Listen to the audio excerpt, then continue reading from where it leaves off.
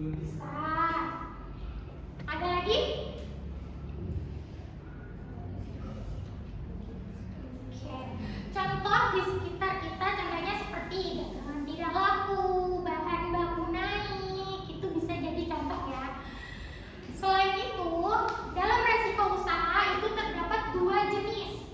Yang pertama itu resiko usaha internal, yang kedua itu resiko usaha eksternal. Resiko usaha internal adalah resiko yang bersumber atau berasal dari kesalahan atau kelalaian dari manajemen yang ada di dalam perusahaan itu sendiri. Harusnya kalau resiko internal ini bisa dikendalikan oleh pemiliknya. Contoh sederhananya ketika kalian sekelas patungan ingin membuat usaha es coklat, lalu hasil jualan kalian dipakai salah satu teman kalian untuk membeli kebutuhan pribadi. Akibatnya modal kalian habis digunakan oleh teman kalian tersebut. Itu contoh dari resiko usaha internal karena manajemen keuangan yang buruk. Yang kedua ada resiko usaha eksternal. Artinya resiko yang bersumber dari luar usaha. Hal ini bersifat tidak bisa dikendalikan oleh pemiliknya. Contohnya seperti kalian berjualan es krim, tiba-tiba satu hari itu hujan deras turun dari pagi sampai malam. Akibatnya dagangan kalian sepi pembeli. Nah, itu adalah contoh kecil dari resiko usaha eksternal. Karena apa? Karena cuaca tidak bisa dikendalikan oleh pemilik. Kita nggak bisa dong minta hari ini mau hujan, hari ini mau panas, besok mau panas terus. Tidak bisa ya.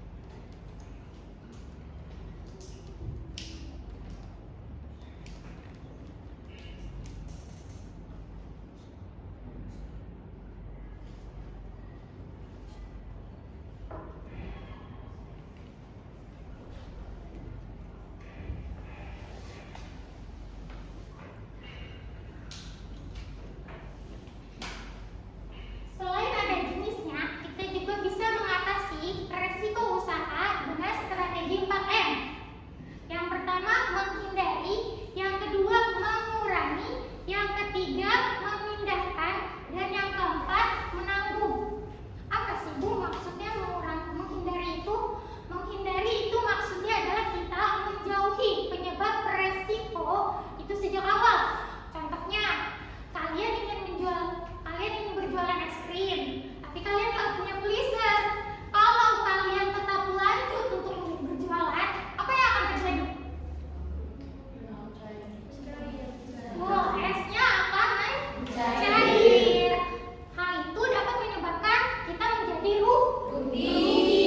Betul sekali. Terus yang kedua, mengurangi.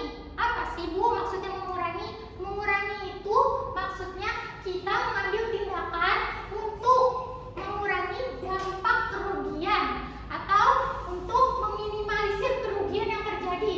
Contohnya, kalian berjualan, sudah sampai malam kalian tetap berjualan, lalu dagangan kalian belum habis. Kalian mengambil tindakan dengan cara memberikan promo beli 2 gratis 1 agar dagangan kalian cepat habis. Terus yang ketiga, memindahkan. Artinya memindahkan di sini dengan cara toko diasuransikan. Misalnya kalian punya showroom mobil, tiba-tiba showroom mobil kalian kebakaran. Kalian kan rugi kan? Tapi karena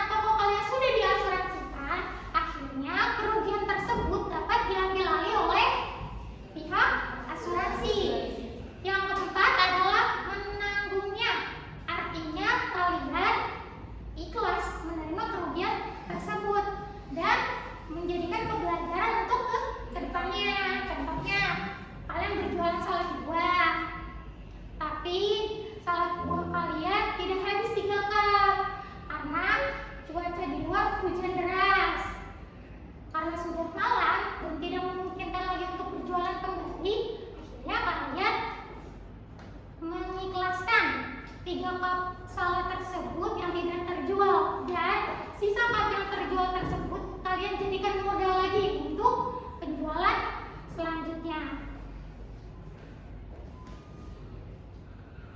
Sekarang ibu ingin membagi kalian menjadi 4 kelompok untuk berdiskusi. Ibu sudah punya kartu diskusinya di sini yang di dalamnya ada masalah dan juga pertanyaan. Kalian diminta untuk berdiskusi. Masing-masing kelompok nanti akan ibu tanya bagaimana hasil diskusi tersebut. Ibu kasih waktu 3 menit, apakah cukup? Cukup. Kamu kelompok 1 ya.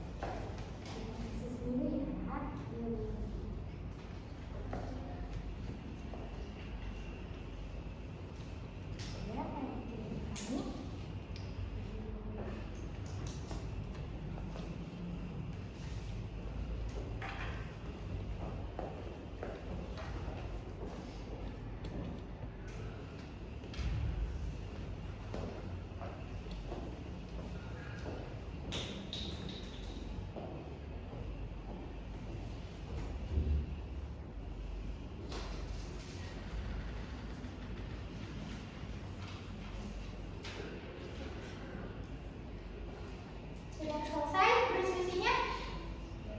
Sudah. Oke. Kelompok pertama, tolong sampaikan hasil diskusi kalian. Tolong dibacakan. Oke, jadi di sini membahas kasus tentang Rian mencoba mengikuti kelasnya ke kelas karena terburu-buru masuk kelas seharian. Ia lupa menutup rapat toplesnya, akibatnya Basrem menjadi menonton dan tidak renyah lagi. Siswa tidak ada yang mau membeli. Jadi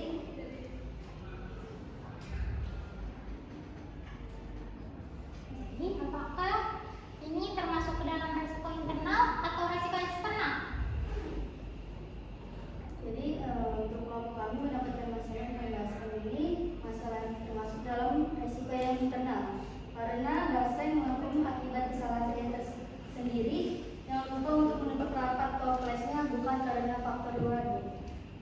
Lalu strategi apa yang digunakan Rian untuk menangani masalah tersebut? Strategi yang harus Rian lakukan adalah strategi mengurangi risiko. Rian harus memasang minyak di HP atau membuat catatan di toples agar tidak lupa menutupnya rapat-rapat. Oke, bagus ya, tepuk tangan untuk kelompok 1. Jadi kasusnya Rian itu karena dia lupa menutup toplesnya, jadi mengakibatkan Basrem lempeng. Itu termasuk dalam resiko internal karena itu pure kesalahan atau keteledorannya Rian sendiri. Itu kelompok 2. Di kelompok kami mendapatkan masalah tentang cuaca yang tidak menentu. Dan ada pertanyaannya yaitu apakah ini termasuk risiko internal atau eksternal?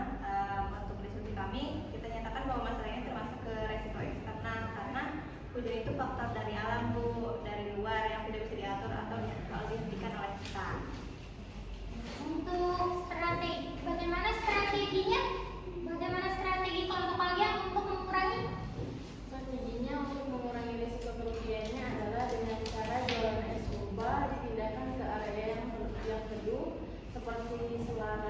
seperti selaras kelas, lalu ditawarkan langsung ke siswa yang sedang berteduh dari hujan. Saya tepuk tangan untuk kelompok 2. Jadi kita sudahi diskusi hari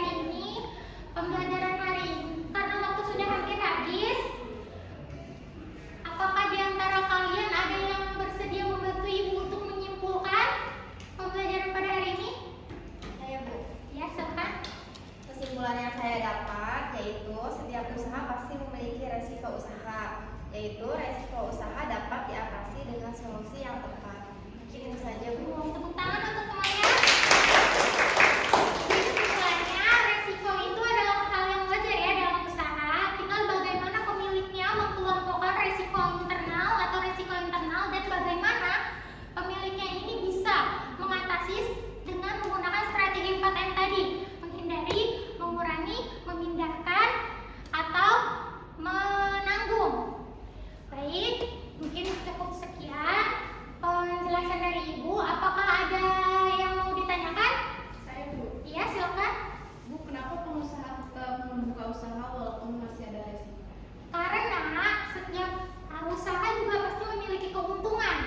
Nah, resiko dapat diatasi dengan perencanaan dan strategi yang baik. Bisa dipahami semuanya? Bisa.